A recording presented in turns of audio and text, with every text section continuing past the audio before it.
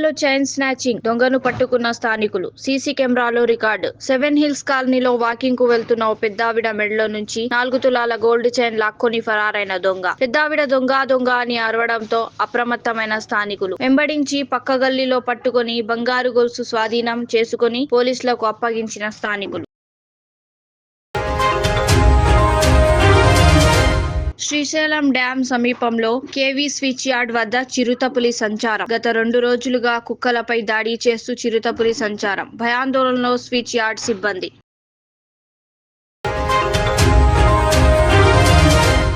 బతుకుదెరువు కోసం జోర్డాన్ వెళ్లి చిక్కుకున్న 12 మంది స్వస్థలానికి చేర్చిన మాజీ మంత్రి ఎమ్మెల్యే హరీష్ రావు. జోర్డాన్ లో వారు పనిచేసే కంపెనీకి పెనాల్టీతో పాటు రవాణా ఖర్చును భరించి బాధితులను తెలంగాణకు రప్పించిన హరీష్ రావు ఈ రోజు ఉదయం ఎయిర్పోర్ట్ లో విమానం దిగి నేరుగా హరీష్ రావు ఇంటికి వెళ్లి కలిసిన బాధితులు. కాంగ్రెస్ ప్రభుత్వానికి బీజేపీ ఎంపీలకు ఎన్నిసార్లు తమ సమస్య చెప్పుకున్నా పట్టించుకోలేదని బాధితుల ఆవేదన. తమను తిరిగి భారతదేశానికి తీర్చుకొచ్చిన హరీష్ రావుకు బీఆర్ఎస్ పార్టీకి జీవితాంతం రుణపడి ఉంటామని తెలిపిన బాధితులు కేంద్ర రాష్ట్ర ప్రభుత్వాలకు ఎన్నిసార్లు విజ్ఞప్తి చేసినా పట్టించుకోలేదని, అందుకే కేసీఆర్ ఆదేశాల మేరకు వారిని సొంత ఖర్చులతో స్వదేశానికి తీసుకొచ్చామని హరీష్ రావు వెల్లడి. రేవంత్ రెడ్డి ఎన్నికల ముందు ప్రత్యేక గోల్ఫ్ బోర్డు పెడతామని చెప్పి ఇప్పటి వరకు కనీస చర్యలు లేవని హరీష్ రావు మండిపాడు. తెలంగాణ బీజేపీలో 8 మంది ఎంపీలు, 2 కేంద్ర మంత్రులున్న విదేశాల్లో చిక్కుకున్న మన తెలంగాణ ప్రజలను కాపాడేందుకు కనీసం కృషి చేయడం లేదని ఆగ్రహం వ్యక్తం చేసిన హరీష్ రావు ఇప్పటికైనా కేంద్ర రాష్ట్ర ప్రభుత్వాలు స్పందించి విదేశాల్లో చిక్కుకున్న మన ప్రజలను సురక్షితంగా ఇంటికి చేర్చాలని డిమాండ్ చేసిన హరీష్ రావు.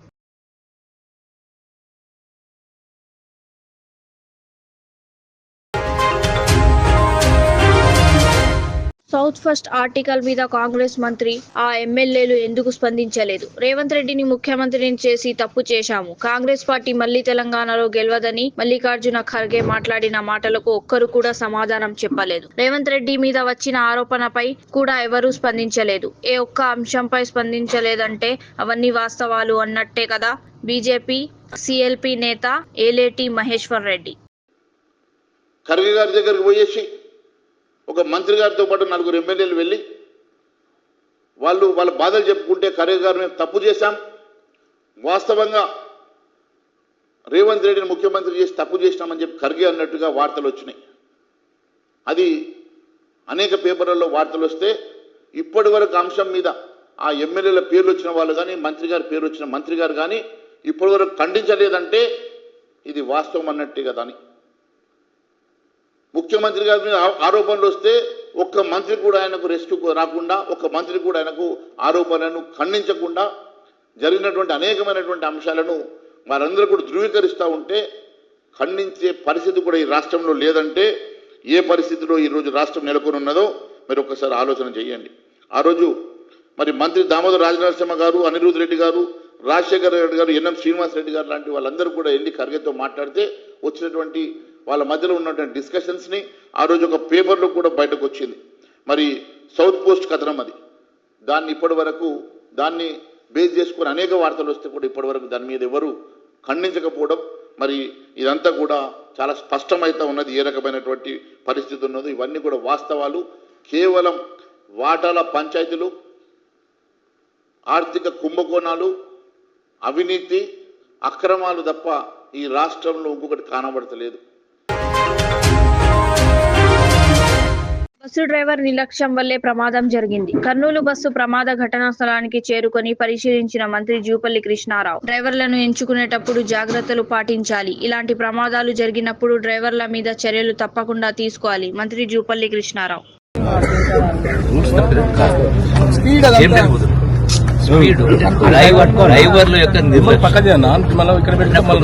డ్రైవర్లను సెలెక్ట్ చేసుకున్నప్పుడు ఆ యొక్క యజమానులు ఆ జాగ్రత్తలు తీసుకోవాలి. ఇటువంటి జరిగినప్పుడు వాళ్ళపైన భారం కూడా మోపాలి. ఖచ్చితంగా జరిగినప్పుడు ఏ ప్రభుత్వాలకు సంబంధించినటువంటి పరిధిలో వస్తాయో వాళ్ళపైన భారం కూడా మోపాలి. ఇటువంటి జరగకుండా భయం కూడా ఉండాలి.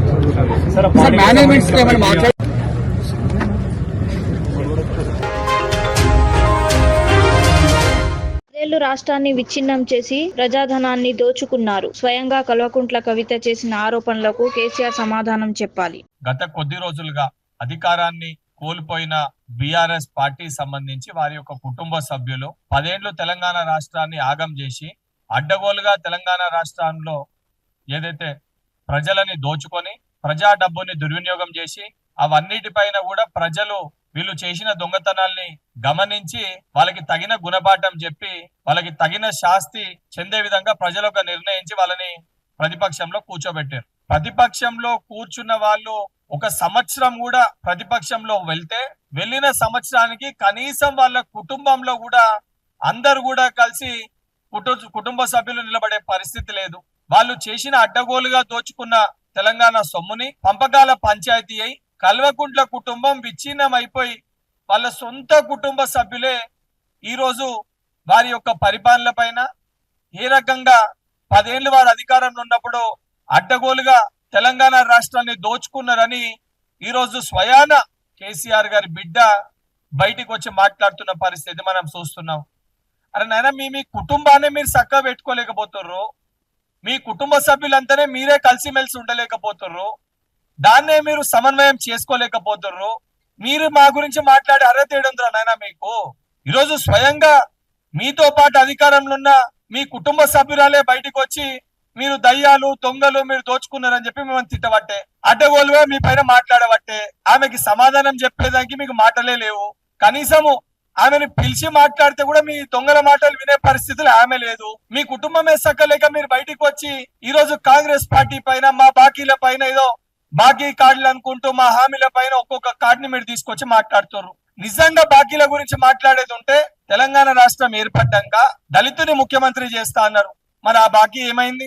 దళితులకి 3 ఎకరాల భూమి ఇస్తా అన్నావు, మరి ఆ బాకీ ఏడవైంది? నిరుద్యోగ భృతి ఇస్తా అన్నావు, మరి ఆ బాకీ ఏడవైంది? ఇంటికి ఒక ఉద్యోగం ఇస్తా అన్నావు, మరి ఆ బాకీ ఏడవైంది? మైనార్టీలకు 12% రిజర్వేషన్ ఇస్తా అన్నావు, మరి ఆ బాకీ ఏడవైంది? చెప్పుకుంటూ పోతే ఏదైతే మీ చరిత్ర 100 పేజీల అబద్ధాల పుస్తకం వెళ్తుంది. ఆ బాకీల పైన చర్చించే సోయి లేదు. సరే, కనీసము 10 ఏళ్ల మీ పరిపాలనలో లక్షల కోట్లు తెలంగాణ రాష్ట్రాన్ని అప్పుల పాలు చేసిర్రు. ఆ బాకీల గురించి మాట్లాడారు, వాటి గురించి చర్చించడానికి రారు. 10 ఏళ్లు ముఖ్యమంత్రిగా ఉన్న కల్వకుంట్ల చంద్రశేఖరరావు గారు బయటికి వచ్చి మాట్లాడే పరిస్థితి ఉండదు. ఆయన పోయి ఫార్మ్ హౌస్ లో వంటాడు. కర్నూలు బస్సు ప్రమాదం ఘటనా స్థలానికి అధికారులతో కలిసి పరిశీలించడం జరిగింది. ఈ సందర్భంగా ప్రమాదం గురించి వివరాలను అడిగి తెలుసుకున్నాను. మా ప్రభుత్వం తరపున మృతుల కుటుంబాలకు ₹5 లక్షలు, క్షతగాత్రులకు ₹2 లక్షలు పరిహారం అందిస్తాం. బస్సు డ్రైవర్ నిర్లక్ష్యంతోనే ప్రమాదం జరిగినట్లు ఆధారాలున్నాయి. బైక్ ను ఢీకొట్టి కొంత దూరం వరకు లాక్కెళ్లడంతోనే పెను ప్రమాదం సంభవించింది. ట్రావెల్స్ యజమానులు డ్రైవర్ల నియామకంలో జాగ్రత్తలు పాటించాలి. సంబంధిత యాజమాన్యం ఈ ప్రమాదానికి బాధ్యత వహించి పరిహారం ఇవ్వాలి. కావేరీ ట్రావెల్స్ ప్రైవేట్ బస్సు దురదృష్టం సంఘటన. మొత్తంగా 20 మంది చనిపోయారు. అదృష్టవశాత్తు 27 మంది ప్రాణాలతో బయటపడ్డారు. బస్సు డ్రైవర్ది తప్పు స్పష్టంగా కనబడింది.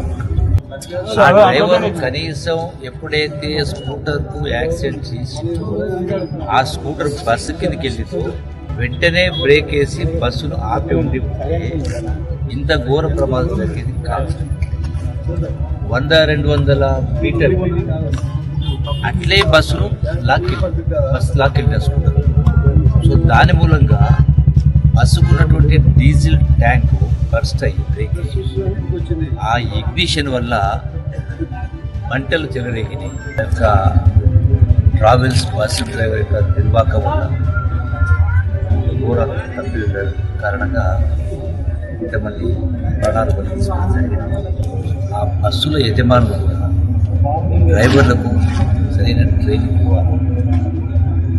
వాళ్లకు ఆ స్పృహ లేని కారణం ఇప్పుడైతే స్పష్టంగా రాబడతావు.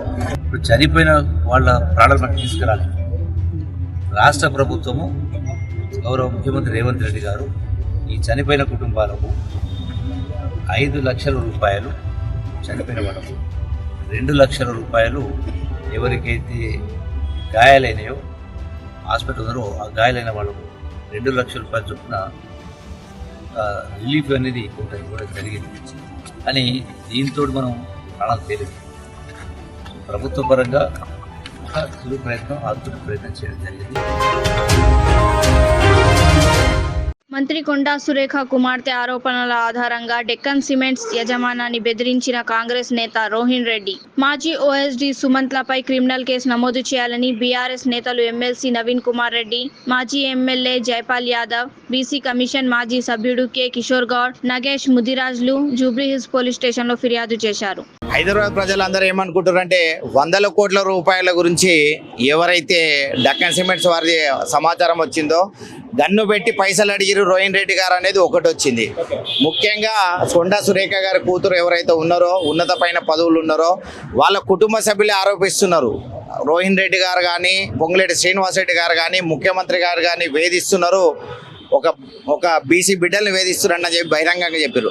వాళ్ళేమో మినిస్టర్ గారేమో ఓఎస్డీ గారు గన్ను పెట్టి బెదిరించారు, పైసలు కావాలని చెప్పి డక్కన్ సిమెంట్స్ వారిని బెదిరించండి అని చెప్పి బహిరంగంగానే వాళ్ళు కంప్లైంట్ ఇస్తే ఆ రోజు పోలీసులు అతన్ని అరెస్ట్ చేయడానికి పోయారు. అంటే సోషల్ మీడియాలో పోస్టులు పెడితేనేమో అరెస్టులు అవుతున్నాయి, రిమాండ్లు అవుతున్నాయి. ఖాళీ మీరు ఇంత 100 కోట్ల రూపాయల గురించి అవినీతి గురించి మాట్లాడుకుంటుంటే, గన్ కల్చర్ గురించి మాట్లాడుకుంటుంటే శోచనీయమండి. తెలంగాణ ప్రభుత్వం సిగ్గుచేటు, తెలంగాణ ప్రజలు బాధపడుతున్నారు ఇలాంటి గవర్నమెంట్ను ఎన్నుకున్నందుకు. ఎందుకంటే 100 కోట్ల రూపాయల గురించి గన్నులు పెడుతారంటే అసలు శాంతి భద్రతలు ఎక్కడున్నాయి? డీజీపీ గారు కొత్తగా 10 బాధ్యతలు తీసుకున్నారు, మళ్ళీ వాళ్ళు దాన్ని సుమోటాకి ఎందుకు తీసుకోలేరు? ఎందుకంటే ప్రెస్ మీట్లో మాట్లాడారు, అంత మాట్లాడారు. మళ్ళీ క్యాబినెట్ కాగానే టీ కప్ల తుఫాన్ లెక్క సమసిపోయింది. మాది కామన్ విషయం అంటే చెప్తారు. అంటే 100 కోట్లు ఎవరెవరు పంచుకున్నారు, అసలు గన్నులు ఎక్కడి నుంచి వచ్చినాయి, దానిపైన లోతైన విశదీకరణ జరగాలి. ముఖ్యంగా పోలీస్ స్టేషన్లో ఈరోజు మేము పార్టీ తరఫున, బీఆర్ఎస్ పార్టీ తరఫున మేము కంప్లైంట్ ఇవ్వడం జరిగింది. దానిపైన ఎఫ్ఐఆర్ కాపీ ఖచ్చితంగా కావాలి, దానిపైన ఎంక్వైరీ కావాలి, నిజాలు తెలవాలి. లేకుంటే ఎవరెవరు ఎంత పంచుకురో బహిరంగంగా చెప్తే ప్రజలన్నా అరే వీళ్ళు డైరెక్ట్ పంచుకునేది కూడా చెప్పేస్తున్నారంట అని చెప్పి అట్లనన్నా సంతోషపడతారు. ఎందుకంటే చాలామంది బిజినెస్ పీపుల్ అంతా హైదరాబాద్లో ఉన్నారు, అందరూ 100 కోట్ల రూపాయల వ్యాపారం చేస్తున్నారు. ఈ గన్ను కల్చర్ ఎప్పుడైతే బయటకు వస్తుందో అందరూ భయభ్రాంతులకు గురి చేస్తారు. అంటే ఇండైరెక్ట్గా మా దగ్గర గన్నులు కూడా ఉన్నాయి, మీరు ఇస్తారా ఇయ్యరా అని చెప్పి ఇండైరెక్ట్గా బెదిరించినట్టే ఉంది. దీనిపైన డీజీపీ గారు ఏం స్పందిస్తారో ఖచ్చితంగా ఈరోజు సాయంత్రం వరకు మేము చూస్తామండి. లేకుంటే ఖచ్చితంగా ప్రత్యక్షంగా మేము కార్యాచరణ ప్రకటిస్తాం, ఖచ్చితంగా ధర్నాలు చేస్తాం, శాంతి భద్రతలు కాపాడే వరకు మా బీఆర్ఎస్ పార్టీ తరఫున పోరాడతామండి. మీరు చూసిరు కదండి, మాగంటి సునీత గారి పిల్లలు 10 మంది 20 మంది పోయి ప్రచారం చేస్తుంటే కూడా పోలీసు వాళ్ళు ఆపిన సంఘటనలు సోషల్ మీడియాలో వచ్చినాయి, పేపర్లు వచ్చినాయి. అంటే ఒక కుటుంబం వాళ్ళ తండ్రి చనిపోయినందుకు బాధగా వాళ్ళు ఓట్లు అభ్యర్థిస్తుంటే ఎంత క్రూరంగా ఒక చనిపోయిన కుటుంబాన్ని కూడా వాళ్ళు వదలట్లేరంటే ముఖ్యమంత్రి గారు కానీ ఇక్కడ ఉన్న కాంగ్రెస్ కానీ ఏం చేస్తుందో ఒకసారి ఆలోచించుకోవాలి. ప్రజాస్వామ్యంలో ప్రతి ఒక్కరికి ఓటు ఆడే హక్కు ఉంది. నిబంధనలు లోబడే 10-20 మందితో ప్రచారం చేస్తుంటే వాళ్ళపై పోలీసు వాళ్ళు ఆపడం ఎంతవరకు సమంజసమో మీరు ఆలోచించుకోండి. అదేవిధంగా గుండాయిజం తోటి బెదిరిస్తున్నారంట అని చెప్పి చాలా ఆరోపణలు ఉన్నాయి, మేము కూడా లైవ్గా చూస్తున్నాం. అట్లాంటివి బంద్ చేసుకోవాలి. తెలంగాణ ప్రజలు ఖచ్చితంగా జూబ్లీహిల్స్ ఎలక్షన్లో బుద్ధి చెప్తారు. మాగంటి సునీతమ్మకు ఖచ్చితంగా భరోసాగా ఉంటారు. కేసీఆర్ గారి కేటీఆర్ గారి అభివృద్ధిని హైదరాబాద్ ప్రజలు ఎప్పటికీ కోరుకుంటారు. దానికి అనుగుణంగానే ఫలితం వస్తుందండి. కాంగ్రెస్ గవర్నమెంట్ అన్ని విషయాల్లో ఘోరంగా వైఫల్యం చెందింది. అసలు ఈ రాష్ట్రంలో ఈ ప్రభుత్వం ఉందా లేదా ప్రజలకందరికీ కూడా అనుమానం. ఈ ప్రభుత్వము అప్రజాస్వామికంగా ఈరోజు రాజ్యాంగానికి విరుద్ధంగా ఈ ప్రభుత్వం నడిపిస్తున్నారు. ఈ ముఖ్యమంత్రి పరిపాలన ఏ విధంగా ఉందంటే గుడ్డెద్దు చేయలబడ్డట్టుంది. ఇక మంత్రులు అయితే సరాసరి ఎవరికి దోచింది వాళ్ళు దోచుకోవడం తప్ప ఇంకో పని లేదు. ఒకరి మీద ఒకరు ఆరోపణలు, ఈ విధంగా రాష్ట్రాన్ని అస్తవ్యస్తం చేశారు. ఇప్పుడు కొండా సురేఖ గారి కూతురు స్వయంగా ఆరోపణ చేసింది. మరి ఆరోపణ చేసినప్పుడు ఈ ముఖ్యమంత్రికి ఇంత ఒక క్యాబినెట్ మంత్రి పైన ఈ విధంగా ఆరోపణలు చేస్తుంటే, ఈ విధంగా ఆ క్యాబినెట్ మంత్రికి అగౌరవపరుస్తుంటే ఆయన తగిన చర్య తీసుకోవాలి, సమగ్రమైన ఎంక్వైరీ చేయించాలి, తప్పకుండా బాధ్యులు ఎవరో వారి పైన తీసుకోవాలి, ఆ విధంగా చేయాలి. మరి ఇప్పుడే మా నవీన్ రెడ్డి గారు చెప్పినట్టుగా మరి ఈరోజు ఎన్నికలు వచ్చాయి, జూబ్లీ ఉప ఎన్నికలు. ఈ ప్రభుత్వం అధికారము చేతిలో ఉందని చెప్పి మొత్తం ఇలా అధికార దుర్వినియోగం చేస్తుంది. కనీసము అక్కడ ప్రచారం నిర్వహిస్తుంటే కూడా ప్రచారాన్ని అడ్డుకోవడానికి పోలీస్ యంత్రాంగం కూడా ఉపయోగించుకుంటుంది. మరి కొత్తగా వచ్చినటువంటి డీజీపీ శివధర్ రెడ్డి గారు ఉన్నారు. ఆయన నూతనంగా మొన్ననే ఒక వారం కూడా కాలేదు శాంతి భద్రతను కాపాడాలి. ఎందుకంటే ఈ రాష్ట్రంలో హోమ్ మినిస్టర్ లేడు. ముఖ్యమంత్రి మొత్తం ఈరోజు బీఆర్ఎస్ పార్టీ తరఫుకెళ్ళి మేము కంప్లైంట్ కూడా చేసినాం. ఈరోజు దానిపైన వెంటనే రిజిస్టర్ చేయాలి. తర్వాత వారిపైన బాధ్యులైన వారి చర్యలు తీసుకోవాలి. ఈ గన్ కల్చర్ కూడా ఎక్కడికి వెళ్ళి వచ్చింది? ఈ గన్ కల్చర్ ఎందుకు వచ్చింది? ఎవరు ఇచ్చారు గన్నులు? ఏ పర్మిషన్ ప్రభుత్వం ఇచ్చిందా? వాళ్ళ గన్ కల్చర్ కూడా బయట పెట్టాలి. ఈరోజు బయట పెట్టాలి. తప్పకుండా వారు దూషిన తప్పకుండా ఎంక్వైరీ చేయాలి. సమగ్రమైన ఎంక్వైరీ చేయాలి. తప్పకుండా వారిపై చర్య తీసుకోవాలి.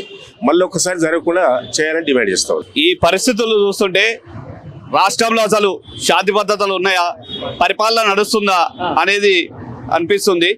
ఎందుకంటే ఒకరేమో మంత్రి ఓఎస్డీ వచ్చి గన్ను పెట్టినని ఒకరు అంటారు, ఒకరేమో ముఖ్యమంత్రి ప్రధాన అనుచరుడు వచ్చి గన్ను పెట్టినని ఒకరు అంటారు. అసలు ఇక్కడ ఏది ఆ గన్ను ఎక్కడిది? ఆ గన్నుకు లైసెన్స్ ఉందా? లైసెన్స్ గన్నా లేకపోతే లైసెన్స్ లేని గన్నా? ఎందుకు దీన్ని మిస్యూజ్ చేశారు? దీన్ని ఏ విధంగా ఇట్లా వాడారు అనే దాని మీద సమగ్రమైన విచారణ జరపాలని చెప్పి ఈరోజు బీఆర్ఎస్ పార్టీ పక్షాన ప్రతినిధి బృందం ఈరోజు జూబ్లీహిల్స్ పోలీస్ స్టేషన్లో కంప్లైంట్ ఇవ్వడం జరిగింది. గతంలో సాధించుకున్న తెలంగాణలో 10 సంవత్సరాల్లో ఎన్నో రకాల అభివృద్ధి చెంది శాంతి భద్రతలకు మారుపేరుగా తెలంగాణ రాష్ట్రం దేశంలోనే ఒక పేరు తెచ్చుకుంది. తెలంగాణ పోలీసులు బెస్ట్ పోలీసులు అనేది ఒక శాంతి భద్రతలకు నిలయము హైదరాబాదు కానీ తెలంగాణ రాష్ట్రం అని పేరు తెచ్చుకుంది. కానీ ఈరోజు చూసుకుంటే విచ్చలవిడిగా బీహార్ లాంటి రాష్ట్రాలలో లేకపోతే వేరే రాష్ట్రాలలో ఏ విధంగానైతే ఈ దసరా పండుగకు దీపావళి పండుగకు చిన్నపిల్లలు ఏ విధంగా అయితే గన్లు వాడుతున్నారో అట్లాంటి కల్చర్ ఈరోజు తెలంగాణ రాష్ట్రంలో వచ్చింది. అసలు ఈ కల్చర్ ఉంటే ఎవరైనా పెట్టుబడిదారులు వస్తారా? ఎవరన్నా ప్రజలు అసలు బిక్కు అని భయపడుతున్నారు. అసలు ఎవరు వచ్చి ఎప్పుడు వచ్చి ఎవరు కాలుస్తుండో ఏమవుతుందో చూసినాం. నిన్న కూడా ఒక సంఘటన జరిగింది పోచారం దగ్గర. అంటే అసలు ఎక్కడ గన్నులు అనేది అసలు విచ్చలవిడిగా దుకాణాలలో దొరుకుతున్న పరిస్థితి ఈరోజు ఈ రేవంత్ రెడ్డి గారి ప్రభుత్వంలో జరుగుతుంది. కాబట్టి తక్షణమే దీని మీద సమగ్రమైన విచారణ జరపాలి. మేము గౌరవ హైకోర్టును కూడా కోరుతున్నాము. అవసరం అనుకుంటే దీన్ని సుమోటోగా స్వీకరించి అసలు ఈ గన్ను ఏ నుండి వచ్చింది, ఎవరు తీసుకొచ్చారు, ఈ గన్ను లైసెన్స్డ్ గన్నా కాదా, దీనిపై విచారణ జరగాలి. దీని బాధ్యులపైన కఠినమైన చర్యలు తీసుకోవాలని చెప్పి ఈ రోజు బీఆర్ఎస్ పార్టీ పక్షాన మేము డిమాండ్ చేస్తాం. కొండ సురేఖ ఓఎస్డీ కానీ గన్ను ఉందని ఆయన అన్నారు. కాబట్టి వీళ్ళిద్దరు అసలు గన్ను ఎక్కడిది, ఆ గన్ను ఎక్కడి నుండి వచ్చింది, అసలు ఎవరిది, అది ఎవరి గన్ను? మరి కొండ సురేఖ వాళ్ళ గన్నా లేకపోతే ముఖ్యమంత్రి అంచండి రోహిన్ రెడ్డి గన్నా? దాని మీద నిజాయితీ తేవాలి. దీని మీద ప్రత్యేకమైన ఒక అవసరం అనుకుంటే డీజీపీ గారు దీని మీద ఒక ప్రత్యేకమైన కమిటీ వేసి దీని మీద నిగ్గు తేల్చాలని చెప్పి ఈ రోజు బీఆర్ఎస్ పార్టీ పక్షాన మేము కంప్లైంట్ ఇవ్వడం జరిగింది. గత 10 సంవత్సరాల నుంచి తెలంగాణ రాష్ట్రంలో టీఆర్ఎస్ పాలనలో భారతదేశంలోనే తెలంగాణ రాష్ట్రాన్ని వ్యవసాయ రంగంలో అగ్రగామిగా నిలిపింది కేసీఆర్ గారు. పంజాబ్ రాష్ట్రాన్ని తలదన్ని, కానీ ఈ ముఖ్యమంత్రి బీహార్ రాష్ట్రాన్ని తలదన్ని తెలంగాణ రాష్ట్రాన్ని గన్ కల్చర్లో అగ్రగామిగా నిలపాలని చూస్తున్నారా? సాక్షాత్ ఒక మంత్రి కూతురు పోలీస్ వాళ్ళని ముందు పెట్టుకొని ముఖ్యమంత్రి పైన అనుచరుల పైన ఆరోపణలు చేస్తే ఇప్పటిదాకా దాని మీద విచారణ లేదు, ఎఫ్ఐఆర్ లేదు. శాంతి భద్రతలు ఎప్పుడు క్షీణిస్తాయండి? శాంతి భద్రతలు ఎవరి ద్వారా క్షీణిస్తాయి? ఒక మతతత్వాలు రౌడీ షీటర్ల ద్వారా. కానీ ఇక్కడేం జరుగుతుంది? ప్రభుత్వంలో ఉన్న ఓఎస్డీలు, ప్రభుత్వంలో ఉన్న మంత్రులే విచ్చలవిడిగా కళ్ళ కనిపించినట్టు ఇంకా ఓఎస్డీ పాయింట్ బ్లాక్లో గన్ను పెట్టి 100 కోట్లు డిమాండ్ చేసిరంట. ఉన్న 13-14 మంది మంత్రులకు ఒకరంటే ఒకరికి పడదు. మొత్తం రాష్ట్రాన్ని అల్లకల్లోలం చేసిరు. ఈ విధంగా శాంతి భద్రతలు క్షీణిస్తే ఏ విదేశీ సంస్థలు రావు. నేనేమంటున్నా, ముఖ్యమంత్రి గారు మీ కళ్ళకు ఉన్న గంతలు తెరవండి. మీ మంత్రులు ఏం మాట్లాడుకుంటారో ఒకసారి చూడండి. ఏ విధంగా పరిపాలన కొనసాగిస్తారు? మహేష్ గౌడ్ గారికి ఏం సంబంధము? పార్టీ పరంగా నువ్వు పార్టీని చూసుకో. నువ్వు షాడో ముఖ్యమంత్రివా? మంత్రులు కొట్లాడుకుంటే నీకేం పని? కుటుంబ తగాదాలు ఎక్కడుంటాయండి? కుటుంబ తగాదాలంట. కుటుంబ తగాదాలు 4 గోడల మధ్యలో ఉంటాయి. మీరు 4 కోట్ల తెలంగాణ ప్రజల ముందుకు వచ్చి మీరు బట్టలిప్పి కొట్లాడుకుంటారు. దానికి కుటుంబ తగాదాలు అన్నారు. ఒళ్ళు బలిసి మీరు కొట్టుకుంటారు. విచ్చలవిడిగా తెలంగాణ డబ్బుని మీరు దోచుకుంటున్నారు. ఈరోజు తెలంగాణ ప్రజలకు మీ నిజ స్వరూపం తెలిసింది. దానికి నిదర్శనం రాబోయే జూబ్లీహిల్స్ ఎలక్షన్లో బీఆర్ఎస్ ప్రభుత్వము అత్యధిక మెజారిటీతో జెండా ఎగరవేస్తుంది. సందర్భంగా నేను తెలియజేస్తాను. మున్సిపాలిటీలకు తెలంగాణ ప్రభుత్వం భారీ నజరానా. ₹2,780 కోట్లు విడుదల చేసిన రేవంత్ రెడ్డి సర్కార్. 138 మున్సిపాలిటీలు, కార్పొరేషన్లలో 2,432 పనులకు ఆమోదం. వెంటనే టెండర్లు పిలిచి పనులు చేపట్టాలని సీఎం రేవంత్ రెడ్డి ఆదేశాలు. కొత్త మున్సిపాలిటీలు, కొత్త గ్రామాలు, విలీనమైన మున్సిపాలిటీల్లో పనులకు ప్రాధాన్యం. రాష్ట్రంలోని 138 మున్సిపాలిటీలకు ₹2,780 కోట్లు మంజూరు చేస్తూ ఉత్తర్వులు జారీ. తెలంగాణ కోర్ అర్బన్ సిటీని మినహాయించి రాష్ట్ర వ్యాప్తంగా ఉన్న అన్ని మున్సిపాలిటీల్లో అభివృద్ధి పనులకు వెంటనే నిధులు విడుదల. తెలంగాణ రైజింగ్ విజన్ 2027లో భాగంగా గ్రేటర్ హైదరాబాద్తో పాటు రాష్ట్రమంతటా ఉన్న పట్టణాలను గ్రోత్ హబ్లుగా తీర్చిదిద్దాలని సీఎం రేవంత్ రెడ్డి నిర్ణయం. జూబ్లీ హిల్స్ రోడ్ నెంబర్ 45లో నిర్మాణంలో ఉన్న జీహెచ్ఎంసీ పార్కు పనులు ఆకస్మికంగా పరిశీలించిన సీఎం రేవంత్ రెడ్డి గారు. గతంలో చెత్తా చెదారంతో నిండి ఉన్న ఈ ప్రభుత్వ స్థలం కబ్జాకు గురి కాకుండా పార్కు నిర్మాణం చేయాలని కొద్ది రోజుల క్రితం జీహెచ్ఎంసీ అధికారులను సీఎం రేవంత్ రెడ్డి గారు ఆదేశించారు. ఈ నేపథ్యంలో పార్కులో పనులు జరుగుతున్న తీరును పరిశీలించారు. పార్కులో పనిచేస్తున్న కార్మికులతో కొద్దిసేపు ముచ్చటించి వారి సమస్యలను అడిగి తెలుసుకున్నారు. సంగారెడ్డి జిల్లా సదాశివపేట పట్టణంలో స్కూల్ బస్సుకి తప్పిన ఘోర ప్రమాదం. పాఠశాల బస్సుపై పడిన విద్యుత్ తీగ విద్యార్థులను పాఠశాలకు తీసుకెళ్తుండగా ప్రమాదం. విద్యార్థులు క్షేమం. సీసీటీవీలో రికార్డైన దృశ్యాలు. నగరంలో కలకలం రేపుతున్న వరుస హత్యలు. రాజేంద్రనగర్ పరిధిలో మరో దారుణ హత్య. రంగారెడ్డి జిల్లా రాజేంద్రనగర్ మండలం మైలర్దేవ్పల్లి పోలీస్ స్టేషన్ పరిధిలోని గుంటూరు షా బాబా దర్గా వద్ద సయ్యద్ అఫ్రోజ్ అనే ఆటో డ్రైవర్ను కత్తులతో పొడిచి చంపిన దుండగులు. ఘటనా స్థలానికి చేరుకుని క్లూస్ టీం సహాయంతో దర్యాప్తు చేస్తున్న పోలీసులు.